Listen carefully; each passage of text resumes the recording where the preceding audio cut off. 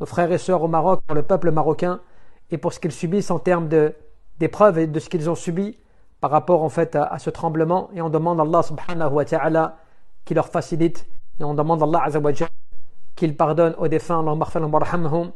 Allahumma ighfir lil mu'minin wal mu'minat wal muslimin wal muslimat al ahya'u minhum wal amwat. Qu'Allah jalla fi'ala ainsi leur pardonne, qu'il leur accorde de sa miséricorde, qu'il donc pour ceux qui sont partis, pour les défunts comme pour les vivants. Et on demande à Allah jalla fi'ala ainsi qu'il puisse leur accorder de sa grâce, car certes il est le grand pardonneur. Et cela aussi est une leçon pour nous de se rappeler aussi que on dépend d'Allah subhanahu wa ta'ala, qu'Allah jalla fi'ala, c'est lui qui décide de toutes choses. Il est Al-Hakim wal-Alim, celui qui est le sage, celui qui est le savant, l'omniscient en toutes choses. Et donc le musulman, al-muslim al-mu'min, il doit toujours garder en tête, sans porter aucune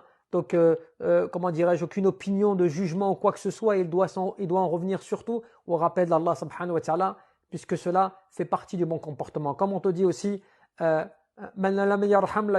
celui qui ne fait pas miséricorde, il ne lui sera pas fait miséricorde. Donc c'est d'être aussi bon avec son prochain, de faire de preuve de miséricorde aussi à son égard, en pensant à lui, en invoquant pour eux, en les aidant aussi justement dans leurs difficultés et en participant justement à cela, puisque cela aussi est une aumône et cela aussi est un moyen de venir en aide donc à des frères et à des sœurs. C'est très important, Inch'Allah aussi. Cela fait partie de cette éducation de la foi aussi, et de cette façon aussi pour toi de te permettre d'augmenter ta foi, mais par quel biais?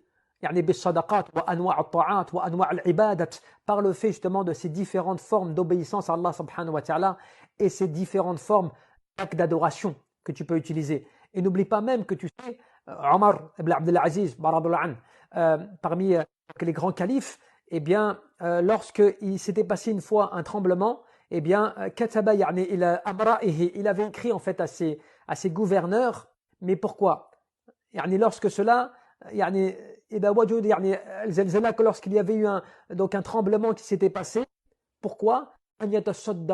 Pour qu'ils puissent faire des aumônes. C'est-à-dire qu'il est conseillé aussi, lorsqu'il y a des tremblements comme cela de terre, aussi de faire des aumônes, de faire des bonnes actions comme cela, parce que cela aussi profite donc pour toi-même, pour ta foi, mais aussi surtout pour ton prochain. Le prophète alayhi salatu wassalam disait Ar-Rahimuna yarhamuhumallah.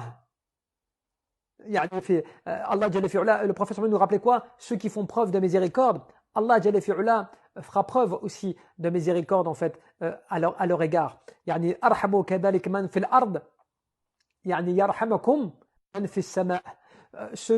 Faites preuve de miséricorde pour ceux qui sont sur terre, et Allah, celui qui est dans les cieux, fera preuve de miséricorde à votre égard. Tu vois, c'est important d'avoir ce bon état d'être, cette bonne opinion, et de toujours espérer et d'invoquer Allah subhanahu wa ta'ala, et surtout de se repentir, de venir Allah jalla fi'ala toujours avec l'istighfar wa tawbatu an-nasuha, avec ce repentir sincère et cette demande de pardon toujours, parce qu'Allah jalla fi'ala nous envoie aussi des signes.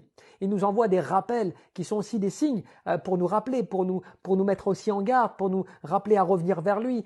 Donc il y a plein de choses, plein de sagesse à travers cela. Et cela, tu le retrouves en plus dans un verset coranique. Tu sais, lorsqu'Allah te dit وَمَا نُرْسِلُ بِالْآيَاتِ إِلَّا تَخْوِيفًا, certes, nous envoyons nos miracles, nous envoyons nos signes et nos miracles que pour que cela éveille en eux cette crainte, cette peur. Tu vois, c'est pour dire quoi? C'est pour dire que Allah il réveille nos consciences. Tu vois, il bouscule nos consciences. Et cela, ça rentre dans la foi. Là, on est en train de parler de foi, de iman aussi, tu vois, par le fait que tu dois croire en tout cela, tu dois avoir une certitude. Et c'est cela aussi qui va te permettre d'augmenter aussi ta foi, tu vois, parce qu'il ne faut jamais perdre de vue le